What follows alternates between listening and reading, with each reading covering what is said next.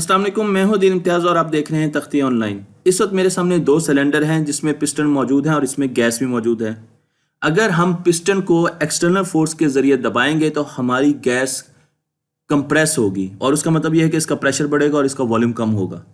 अगर मैं इसे दबाकर छोड़ दूं तो गैस आहिस्ता आहिस्ता एक्सपैंड करेगी, यानी कि उसका वॉल्यूम बढ़ेगा और उसका प्रेशर कम होगा।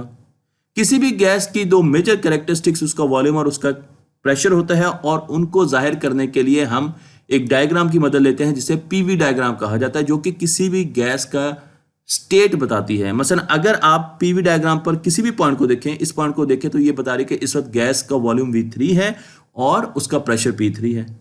गैस में कोई चेंज आती है और अब उसका वॉल्यूम P1 हो गया और V1 हो गया। V1 वॉल्यूम ज्यादा है V3 से क्योंकि हम राइट साइड की तरफ जा रहे हैं, लेकिन P3 प्रेशर ज्यादा है P1 से क्योंकि हम ऊपर की तरफ जा रहे हैं। इसी तरीके से कोई और चेंज आई तो गैस का प्रेशर हो गया P2 और V2। तो हम इस तरीके से पीवी डायग्राम के जरिए गैस की कैरेक्टरिस्टिक्स को विजुलाइज कर सकते हैं, मॉनिटर कर सकते हैं। हम एक गैस लेते हैं जिसकी इनिशियल प्रेशर P1 था और उसका वॉल्यूम V1 था और उस पर हमने काम किया क्या किया कि हमने एक फोर्स लगाई, एक्सर्ट किया उसको और उसे कंप्रेस करने की कोशिश की, तो उसका वॉल्यूम कम होगा और उसका प्रेशर बढ़ेगा। तो उसकी स्टेट अब ये भी हो सकती है, उसका प्रेशर थोड़ा सा बढ़ा और वॉल्यूम काफी ज्यादा कम हुआ, और उसकी स्टेट ये भी हो सकती है, उसका प्रेशर भी काफी बढ़ा और उसका वॉल्यूम भी काफी बढ़ा। लेकिन दोनों स्टेट्स में हमने उस पर पॉजिटिव वर्क किया क्योंकि हम लेफ्ट साइड की तरफ जा रहे हैं, वॉल्यूम कम हो रहा है। तो जहां पर हम लेफ्ट साइड पर जा रहे हैं वहां पर वर्क किया जा रहा है, वर्क सप्लाई हो रहा है और इसे कंप्रेशन कहा जाता है। और इसका रिवर्स कुछ इस तरीके से कि अगर उसी गैस को हम छोड़ दें, यहां तक हमने पिस्टन को लाके छोड़ दिया, तो अब वो आहिस्ता आहिस्ता एक्सपैंड करना शुरू करेगी, तो उसका वॉल्यूम बढ़ना शुरू हो जाएगा और उसका प्रेशर कम होना शुरू हो जाएगा क्योंकि मॉलिक्यूल्स एक दूसरे से, एटम एक दूसरे से दूर जा रहे हैं। तो हम राइट साइड की तरफ मूव करना शुरू कर देंगे और इसे नेगेटिव वर्क कहा जाता है और इस प्रोसेस को हम एक्सपेंशन कहते हैं। तो किसी भी गैस पर वर्क डन भी मालूम किया जा सकता है। मेरे पास एक कैरेक्टरिस्टिक ग्राफ है, पीवी ग्राफ है एक गैस का, जिसमें उसका इनिशियल प्रेशर P1 V1 था वॉल्यूम और उसका फाइनल P1 और वॉल्यूम V2 था। तो क्योंकि हम राइट साइड पर गए हैं तो इसका वर्क डन नेगेटिव है, लेकिन वर्क डन है कितना, उसके लिए इस लाइन के अंडर हमें एरिया निकालना होगा और एरिया निकालने के लिए हम एक रेक्टेंगल बना देंगे और उसका एरिया निकाल लेंगे। तो आप देख सकते हैं कि इसका एरिया क्या होगा, ये साइड इंटू ये साइड। इस साइड को हम डेल्टा V कह सकते हैं, V2 माइनस V1 कह सकते हैं और इस साइड को हम P1 कह सकते हैं। तो इन दोनों को मल्टीप्लाई करें तो आपके पास वर्क डन आ जाएगा। लेकिन अमूमन पीवी ग्राफ इतने सिंपल नहीं होते, उनमें कर्व आ सकता है, तो उस सिलसिले में आपको उसकी इंटीग्रेशन करनी होगी। आपको छोटे छोटे रेक्टेंगल्स में तोड़कर हर रेक्टेंगल का एरिया निकालना होगा और उनको ऐड करना होगा, तो आपको वर्क डन मिल जाएगा। 18वीं सदी में इंसान जान चुका था कि जब भी हम पानी को गर्म करते हैं, बॉयल करते हैं, तो उससे स्टीम प्रोड्यूस होती है और उस स्टीम के जरिए हम मैकेनिकल काम करा सकते हैं, हम चीज़ों को मूव करवा सकते हैं। और सबसे अहम मिसाल हमने हीट इंजन की हासिल की। तो मैं आपको यहाँ पर हीट इंजन की एक फॉर्म जिसे स्टीम इंजन कहा जाता है वो दिखा रहा हूँ, जो कि इंसान ने 18वीं सदी में ईजाद करना शुरू कर दिए।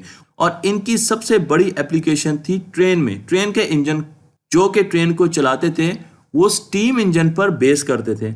स्टीम इंजन में हम सिलेंडर लेते हैं, पिस्टन मूव करता है और पिस्टन से आगे हम मुख्तलिफ रोटेटरी मैकेनिकल पार्ट्स को मूव करवाते हैं, जिनमें गियर्स भी हो सकते हैं, जिसमें दूसरी चीजें भी हो सकती है। तो मैं आपको यहाँ पर एक सिंपल स्टीम इंजन दिखा रहा हूँ। तो आप देख सकते हैं इसमें एक मेरे पास सिलेंडर है और उसके बीच में ये पिस्टन है। तो जैसे ही गैस इसके अंदर दाखिल होगी, इस चैम्बर के अंदर दाखिल होगी, तो वो इस पिस्टन को राइट साइड पर पुश करेगी, फोर्स के साथ पुश करेगी।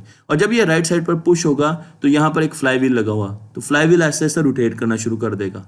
जब ये आधा मूव कर जाएगा तो मैं यहाँ से स्टीम निकाल लूंगा और जैसे मैं यहाँ से स्टीम निकालूंगा तो पिस्टन फौरन इस तरफ को आएगा और इसका बाकी रोटेशन पूरी हो जाएगी। तो ये पूरा एक सर्कल रोटेट करेगा जबकि पिस्टन राइट साइड पर जाएगा और लेफ्ट साइड पर आएगा। जब ये काम हम बार बार करेंगे तो व्हील मूव करना शुरू कर देगा और यही चीज मैंने आपको यहां पर पिक्चर्स में दिखाई। आप देखें, स्टीम जब फिल हो रही है, निकल रही है, स्टीम जब इन हो रही है, आउट हो रही है, तो उसी तरीके से आपका पहिया मूव करता जा रहा है। अगर स्टीम तेजी से इन आउट होगी तो पहिया ज्यादा रफ्तार से मूव करेगा और अगर स्टीम स्लो इन और स्लो आउट होगी तो पहिया स्लो मूव करेगा। बेसिक मैकेनिज्म है सिलेंडर एंड पिस्टन जो कि हमारे स्टीम इंजन को ड्राइव करते हैं। ये वो वक्त है जब ब्रिटिश इंग्लिस्तान बहुत ज़्यादा तरक्की कर चुका था, उन्होंने स्टीम इंजन बना लिए थे, और फ्रेंच बहुत पीछे रह गए थे।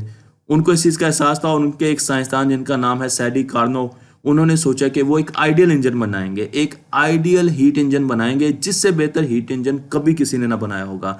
उनकी ऑब्जर्वेशन थी कि उन्होंने वाटर व्हील्स देखे थे, वाटर व्हील्स क्योंकि स्टीम इंजन से पहले आ चुके थे, और उन्होंने देखा कि जब भी पानी गिराया जाता है एक व्हील पर, तो व्हील पर काम होता है, वर्क डन होता है, और फिर वो पानी नीचे रिजर्वायर में इकट्ठा हो जाता है। यही चीज़ हम अपने रहट पर इस्तेमाल करते हैं, जहाँ पर हम खेतों को पानी देते हैं। तो ये एक छोटी सी मशीन है जो कि पानी के जरिए काम कर रही है। आप यहाँ पर देख सकते हैं वाटर व्हील आपको यहाँ पर नजर आ रहा है, जो कि स्टीम इंजन से पहले आ चुका था। अब इमेजिन कीजिए कि वाटर व्हील की जगह हम एक हीट इंजन बनाते हैं। तो हीट इंजन में हमारे पास हॉट सरफेस होगी और एक कोल्ड सरफेस होगी, और उसमें हीट फ्लो कर रही है। ये वो ज़माना है जब इंसान ये समझता था कि हीट एक फ्लूइड है और वो फ्लो करती है, उसका नाम हमने कैलोरिक रखा हुआ था। तो मैं आपको यहाँ पर हीट इंजन का मॉडल दिखा रहा हूँ।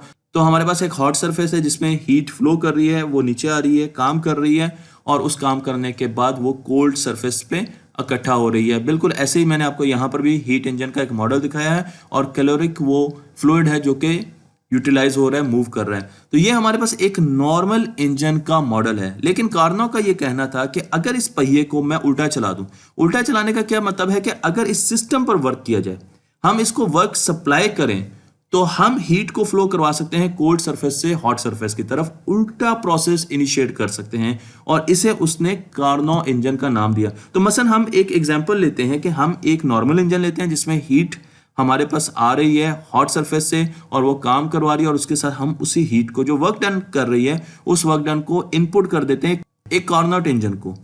तो जो कार्नोट, मैं कार्नोट भी कह रहा हूँ, कार्नो कह रहा हूँ, दोनों वर्ड्स ठीक हैं। तो जो कार्नो इंजन है वो रिवर्स मूव करेगा, क्योंकि उसको वर्क सप्लाई हो रहा है, और जब वो रिवर्स मूव करेगा तो वो पानी को ऊपर हॉट सरफेस पे ले जाएगा, या हीट को ऊपर हॉट सरफेस में ले जाएगा। तो अब हमारे पास हीट आ रही है और हीट वापस उसी जगह डिपॉजिट भी हो रही है, या आप ये भी कह सकते हैं कि पानी आ रहा है, मशीन को चला रहा है, पानी दोबारा वहीं पर जमा भी हो रहा है। तो इस तरीके से ये मशीन हमेशा चलती रहेगी, लेकिन ऐसा हो नहीं सकता, क्योंकि ये सेकेंड लॉ ऑफ थर्मोडायनेमिक्स की खिलाफ वर्जी है। और सेकेंड लॉ ऑफ थर्मोडायनेमिक्स हमें ये कहता है कि अगर हम दो बीकर लें और इसमें गर्म पानी और ठंडा पानी रखें और उनको मिला दें, तो वो आहिस्ता आहिस्ता इक्विलिब्रियम में आएंगे। उनका टेम्परेचर का डेल्टा कम होगा, उनकी एंट्रोपी बढ़ेगी, उनका डिसऑर्डर बढ़ेगा, और वो इक्विलिब्रियम में आएंगे। तो एंट्रोपी मेयर ऑफ डिसऑर्डर होती है, और हर सिस्टम में जो कि आइसोलेटेड होता है उसमें आहिस्ता आहिस्ता डिसऑर्डर बढ़ता है, जिस पर मैं एक पूरी वीडियो बना चुका हूं एंट्रोपी की, आप वो देख सकते हैं। लेकिन जो पिछली एग्जांपल मैंने दी उसमें तो एंट्रोपी नहीं बढ़ रही, उसमें डिसऑर्डर नहीं बढ़ रहा, बल्कि मशीन वैसे की वैसे मूव कर रही है, जो कि सेकंड लॉ ऑफ थर्मोडायनेमिक्स की वायलेशन है। इसलिए ऐसी मशीन बनाई नहीं जा सकती। तो मैं अब कंपेयर करता हूं एक आम इंजन को। आप देख सकते हैं कि यहाँ पर हमारे पास हॉट सरफेस है, उससे हीट फ्लो कर रही है QI, और हमारे पास वर्क डन हो रहा है, काम किया जा रहा है, जो कि है W, और हमारे पास जो आउटपुट हीट है वो Q0 है, जो कि एक ठंडी सरफेस पे जमा हो रही है, जिसे T0 कहा जाता है। कार्नो का इंजन इससे रिवर्स काम करेगा। वहां पर हम वर्क डन सप्लाई करेंगे, उसको वर्क सप्लाई करेंगे, एक्सटर्नल वर्क सप्लाई करेंगे। T0 कोल्ड रिजर्वायर से हीट इन होगी Q0, और हमारे पास हॉट रिजर्वायर पर हीट जमा होनी शुरू हो जाएगी, जो कि QI है। तो बिल्कुल उल्टा काम हो रहा है, और ये उल्टा काम होता है रेफ्रिजरेटर्स में। आप रेफ्रिजरेटर को अगर देखें तो उसमें हमारे पास ऐसा ही काम हो रहा होता है, इसलिए इसको रिवर्स हीट इंजन कहा जाता है। तो मैं अगर दो इंजन को मिला दूं, एक इंजन मेरे पास नॉर्मल इंजन है, आप देख सकते हैं कि TI हॉट सरफेस है, QI इनपुट आई, W उसने वर्क किया, और वो वर्क मैंने कनेक्ट कर दिया कार्नो इंजन से।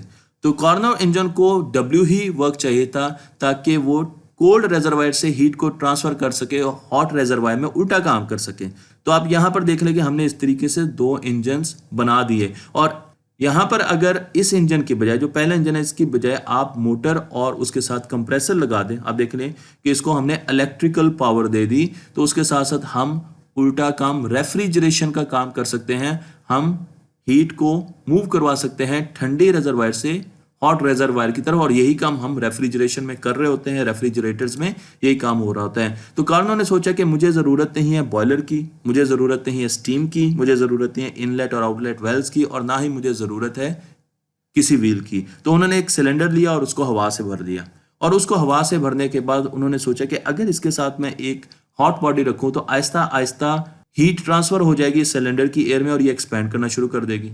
और अगर मैं इसके साथ कोल्ड बॉडी रख दूं तो अब वही सिलेंडर आहिस्ता आहिस्ता कंप्रेस होना शुरू हो जाएगा, उसका पिस्टन बैठना शुरू हो जाएगा और कंप्रेशन होना शुरू हो जाएगा। तो यहां पर एक्सपेंशन हो रही है और यहां पर कंप्रेशन हो रही है, 2 स्ट्रोक हैं इस इंजन के। तो ये तो हो गया एक नॉर्मल इंजन। अब नॉर्मल इंजन में जैसे ही हम हॉट सरफेस को सिलेंडर के साथ टच करते हैं तो हीट फ्लो करती है, हीट फ्लो करती है तो पिस्टन ऐसा ऐसा ऊपर मूव करना शुरू कर देता है और वर्क मीटर मेयर करता है कि काम हो रहा है। हम एक ठंडी सरफेस को यहाँ पर रख देते हैं तो अब आहिस्ता आहिस्ता गैस कंप्रेस होना शुरू हो जाएगी, और जब गैस कंप्रेस होना शुरू हो जाएगी तो वॉल्यूम कम होना शुरू हो जाएगा और पिस्टन नीचे आना शुरू हो जाएगा। लेकिन क्योंकि अंदर जाने वाली हीट बाहर आने वाली हीट से ज्यादा है, इसलिए वो जो डिफरेंस है वो वर्क डन के तौर पर यहाँ पर सेव हो जाएगा। यहाँ पर आपके पास वर्क डन आ गया। तो यही साइकिल हमने बार बार करना है। हॉट सरफेस लाए, एक्सपेंड किया, कोल्ड सरफेस लाए, कॉन्ट्रैक्ट किया और हमारे पास फिर वर्क डन आ गया। फिर हमने यही साइकिल चलाया तो हमारे पास work done work done work done आता जाएगा और इस तरीके से हमारा एक नॉर्मल हीट इंजन काम करता है। कार्नोट ने सोचा कि उसका हीट इंजन ऐसा होगा जिसका हर साइकिल रिवर्स में काम कर सकेगा, इसलिए तो वो रिवर्स में हीट इंजन को बनाना चाहता है। तो क्या ऐसा हो सकता है कि मैं एक हॉट सरफेस को एक सिलेंडर के पास लाऊं और वो कंप्रेस होना शुरू हो जाए? ऐसा तो पॉसिबल नहीं है। इसी तरीके से अगर मैं एक कोल्ड सरफेस को एक सिलेंडर के पास लाऊं और वो एक्सपैंड करना शुरू कर दे, हीट अपने अननेचुरल पाथ पर नहीं जाती, तो फिर इसको रिवर्स एक्शन कैसे बनाया जा सकता है? नॉर्मल हीट इंजन को तो हम रिवर्स एक्शन में नहीं चला सकते। मैंने आपको यहां पर दिखाया, इसमें तो हमें प्रॉब्लम हो रही है। तो कार्नोट ने एक इंजीनियस आइडिया लिया और उन्होंने सोचा कि हम एयर को गर्म करेंगे। तो जब हम एयर को गर्म करेंगे उसके बाद हम यहां पर एक हॉट सोर्स लेके आते हैं, हाई टेम्परेचर की सोर्स लेके आते हैं, और कंडीशन ये है कि इसके अंदर जो टेम्परेचर है गैस का वो हमेशा कांस्टेंट रहेगा, क्योंकि हम एक आइसोथर्मल प्रोसेस की तरफ जा रहे हैं। तो इसका टेम्परेचर हमने कांस्टेंट रखना है सिलेंडर का। तो जब टेम्परेचर कांस्टेंट रखना है तो फिर इसका वॉल्यूम बढ़ेगा।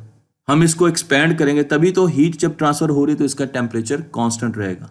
और इसी तरीके से यहाँ पे वर्क डन होगा। और इसका रिवर्स भी हो सकता है, क्योंकि आप याद रखें कि आपने यहाँ पर गर्म एयर ली थी, तो जैसे ही हीट इस तरफ रिलीज होगी तो ये आहिस्ता आहिस्ता कंप्रेस होना शुरू हो जाएगा।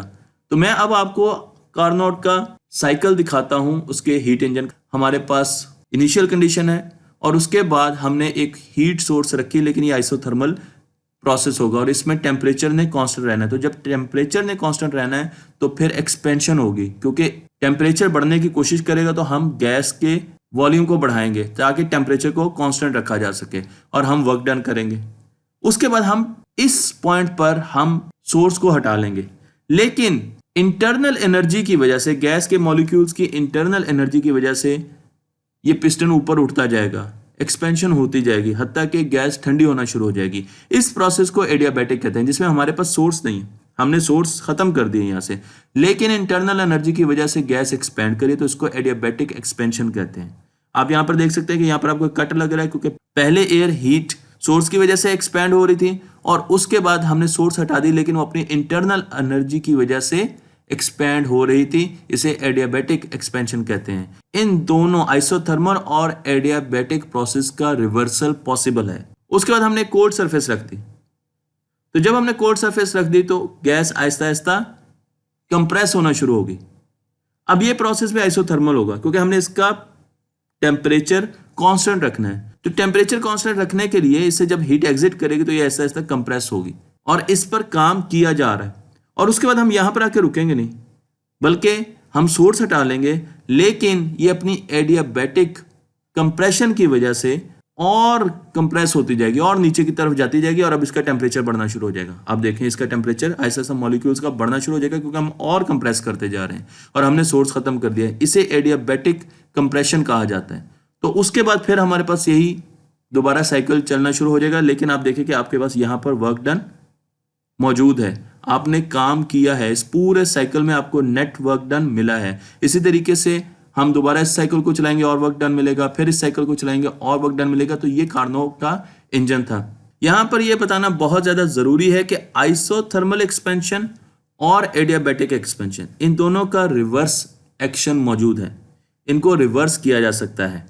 मैं आपको यही चीज एक और तस्वीर से समझाता हूं। अगर आप देखें कि हमारी इनिशियल कंडीशन ही है, हम यहां पर मौजूद हैं, ये हमारा P है और यहां पर हमारा V है, और उसके बाद हमने सिस्टम में एनर्जी दी, हमने हीट दी, तो हम यहां पर मौजूद हैं। इस पॉइंट को आपने यहां से मुनासबत इसकी रखनी है। तो हमने सिस्टम में क्यू इन एनर्जी की, यहां पर आपको क्यू एच एनर्जी नजर आ रही है। तो जैसे ही हमने सिस्टम में एनर्जी की, अब क्योंकि ये एक आइसोथर्मल एक्सपेंशन है, इसमें टेम्परेचर कांस्टेंट रहना है, तो हमारे पास क्या होगा, वॉल्यूम बढ़ेगा और उसका प्रेशर कम होगा। तो हमें क्या करना है, क्योंकि हमने टेम्परेचर कांस्टेंट रखना है, तो उसका वॉल्यूम ऐसा ऐसा बढ़ना शुरू हो जाएगा, क्योंकि आप हीट एनर्जी दे रहे हैं। और जब उसका वॉल्यूम बढ़ेगा तो उसका प्रेशर कम होना शुरू हो जाएगा। तो हमारे पास जो अगला पॉइंट होगा वो यहां पर आ जाएगा। और इस प्रोसेस के दौरान, जो कि आइसोथर्मल प्रोसेस है, हमने हीट सप्लाई की। अब यहां पर हमने हीट खत्म कर दी, लेकिन इसकी एक्सपेंशन अभी भी जारी रही, क्योंकि अब एडियाबैटिक एक्सपेंशन हो रही है। इसके मॉलिक्यूल्स के पास इंटरनल एनर्जी है और उसकी वजह से एक्सपैंड होता जाएगा, लेकिन इसके साथ साथ अब इसका टेम्परेचर कम होना शुरू हो जाएगा, क्योंकि यहां पर आइसोथर्मल एक्सपेंशन नहीं हो रही। तो इस वजह से इसका टेम्परेचर कम होगा, वॉल्यूम ऐसा ऐसा देखें फिर बढ़ रहा है, और अब इसका प्रेशर जो है वो भी कम होना शुरू हो जाएगा, क्योंकि वॉल्यूम बढ़ रहा है। तो अब हम यहां पर आ गए, ये देखें वॉल्यूम बढ़ गया और इसका प्रेशर कम हो गया। अब फिर हमने इसको कंप्रेस करना है। तो कंप्रेस करने के लिए हमने एक ठंडी सरफेस के साथ लगाई, तो इससे हीट बाहर निकलना शुरू होगी, और जब इससे हीट एस्केप करेगी तो ये ऐसा ऐसा कंप्रेस होना शुरू होगा, क्योंकि हमने यहां पर टेम्परेचर कांस्टेंट रखना है। यही चीज मैं आपको यहां पर दिखा रहा हूं। आप देखिए यहां पर अब हमने क्या किया, हीट आउट की। तो जब हमने हीट आउट की तो इसका वॉल्यूम कम होना शुरू हो गया, ये कंप्रेस होना शुरू हो गया, और इसका प्रेशर बढ़ना शुरू हो गया, और हम इस पॉइंट पर आ गए। ये एक आइसोथर्मल कंप्रेशन था। आप देखें ये रिवर्स में आइसोथर्मल कंप्रेशन था, लेकिन ये यहां पर नहीं रुकेगा। जहां तक हमने रोकना है ये वहां तक नहीं रुकेगा। हमने ये सोर्स हटा भी ली तो ये आहिस्ता आहिस्ता और कंप्रेस होता जाएगा, और उसे एडियाबैटिक कंप्रेशन कहते हैं। तो आप देखें कि यहां पर ये और कंप्रेस होता जाएगा और कंप्रेस होता जाएगा, और इसका प्रेशर बढ़ना शुरू हो जाएगा। तो इसका वॉल्यूम जो है वो कम हुआ और इसका प्रेशर बहुत तेजी से बढ़ा, और हम इनिशियल स्टेज पर आ गए। लेकिन क्योंकि इन दोनों की हाइट में फर्क है, तो आप देख सकते हैं कि हमने इससे कुछ काम भी हासिल किया, हमें वर्क डन भी मिला। तो आप देख सकते हैं यहां पर आपने कार्नोट साइकिल को देख लिया है, जिसमें पहला साइकिल आइसोथर्मल होता है और ये तमाम स्टेप्स रिवर्स में पॉसिबल हैं। तो अगर हम यहां से इस तरफ आएंगे तो हम वापस भी इस तरफ जा सकते हैं। दूसरा स्टेप आपके पास एडियाबैटिक एक्सपेंशन होता है, तीसरा आपके पास फिर आइसोथर्मल कंप्रेशन होता है, और चौथा एडियाबैटिक कंप्रेशन होता है। और फिर हम इनिशियली वहीं पर पहुंच जाते हैं जहां से हमने स्टार्ट किया, और बीच में हमें वर्क डन मिलता है, जबकि एक स्टेप में हमें एनर्जी देनी पड़ती है और दूसरे स्टेप में हमें एनर्जी लेनी पड़ती है। तो अब उसी एग्जाम्पल को दोबारा देखते हैं। तो मेरे पास यहाँ पर गर्म पानी का एक टब है, उसमें से गर्म पानी निकल रहा है और वो एक काम कर रहा है, हमें काम मिल रहा है। ये एक नॉर्मल इंजन है, और हमारे पास यहाँ पर कार्नो इंजन है जिसके काम चाहिए, वर्क सप्लाई चाहिए, ताकि वो रिवर्स में काम कर सके। वो ठंडे रिजर्वायर से पानी गर्म रिजर्वायर की तरफ लेके जा सके, इसे कार्नो व्हील कहते हैं। मैं ये ज्यूम करता हूं कि वर्क डन जो है इस इंजन का वो ज्यादा है इस इंजन से। इसका मतलब ये है कि मैं ये कह रहा हूं कि नॉर्मल जो इंजन है उसकी एफिशिएंसी ज्यादा है कार्नोट के इंजन की एफिशिएंसी से। क्यों? क्योंकि वो ज्यादा वर्क प्रोड्यूस कर रहा है। बाकी सारी कंडीशन सेम है दोनों की, हॉट वाटर का टेम्परेचर, कोल्ड वाटर का टेम्परेचर, पहिए का साइज, हर चीज सेम है, लेकिन इसने ज्यादा वर्क प्रोड्यूस किया और इसने कम वर्क प्रोड्यूस किया। तो अब इसने जितना वर्क प्रोड्यूस किया वो बहुत काफी है, क्योंकि ये ज्यादा वर्क प्रोड्यूस कर रहा है, तो ये ज्यादा, मैंने आपको सीसा से ये दिखाया, इसने वो वर्क डन लिया और वो उसके लिए काफी है कि ये रिवर्स में मूव कर ले। और जब ये रिवर्स में मूव करेगा तो ये इसी हीट को या इसी पानी को ऊपर ले जाएगा, और इस तरीके से हॉट पानी आपके पास यहां पर आ जाएगा। और अगर मैं इन दोनों को मिला दूं तो मेरे पास एक ऐसी मशीन आएगी जिसमें पानी आ रहा है, वर्क डन हो रहा है, दूसरी मशीन को उल्टा चला रहे हैं और पानी दोबारा वहां पर जा रहा है, फिर पानी आ रहा है। तो ये मशीन ऐसी है जो हमेशा चलती रहेगी, और ऐसा मुमकिन नहीं है, क्योंकि ये एक ऐसी मशीन है जो सेकेंड लॉ ऑफ थर्मोडायनेमिक्स को कॉन्ट्राडिक्ट करती है। तो अगर सेकेंड लॉ ऑफ थर्मोडायनेमिक्स को ये कॉन्ट्राडिक्ट करती है तो इसका मतलब क्या है कि हमारी इनिशियल सपोजिशन गलत थी। और हमारी इनिशियल सपोजिशन ये थी कि हमने ये सोचा था कि नॉर्मल इंजन का वर्क डन कार्नोट के इंजन के वर्क डन से ज्यादा है। यही चीज मैंने आपको यहां पर दिखाई कि हमारी इनिशियल कंडीशन गलत थी। तो इससे हम ये रेफर कर सकते हैं कि कार्नोट के इंजन का वर्क डन, जो उसको रिक्वायर्ड वर्क डन है, जो उसकी एफिशिएंसी है, वो मैक्सिमम है किसी भी और नॉर्मल इंजन से। अदरवाइज हम एक ऐसी मशीन बना लेंगे जो कि सेकंड लॉ ऑफ थर्मोडायनेमिक्स को वायलेट करेगी, क्योंकि हमें पता है कि एंट्रोपी हमेशा इंक्रीज करती है। आप अंडे को तोड़ के फ्राई अंडा तो बना सकते हैं, लेकिन फ्राई अंडे से मुकम्मल अंडा बनाना, इसके लिए बहुत टाइम की ज़रूरत है और बहुत ज़्यादा कम चांसेस हैं ऐसा होने के। और इसको समझने के लिए आपको मेरी एंट्रोपी की वीडियो ज़रूर देखनी पड़ेगी। तो मैं आपको ये बताना चाह रहा हूँ कि हम ऐसा कोई इंजन नहीं बना सकते जिसकी एफिशिएंसी कार्नोट इंजन की एफिशिएंसी से ज़्यादा हो। अदरवाइज हम एक ऐसा इंजन बनाने में कामयाब होंगे जो कि कोल्ड सर्फेसिस से हॉट सर्फेसिस के बीच में हीट ट्रांसफर कर सकेगा, और ये सेकंड लॉ ऑफ थर्मोडायनेमिक्स की खुली वायलेशन है। इसलिए हम ये कह सकते हैं कि कार्नोट का हीट इंजन सबसे ज्यादा एफिशिएंसी देता है। मुझे उम्मीद है कि अब आपको कार्नोट का हीट इंजन समझ आ गया होगा, कार्नोट साइकिल भी समझ आ गया होगा। आप ये भी जान चुके होंगे कि एक आइडियल इंजन है और इससे ज्यादा एफिशिएंसी किसी और इंजन की नहीं हो सकती। तख्ती ऑनलाइन को लाइक कीजिए, शेयर कीजिए और दूसरों तक पहुंचाइए।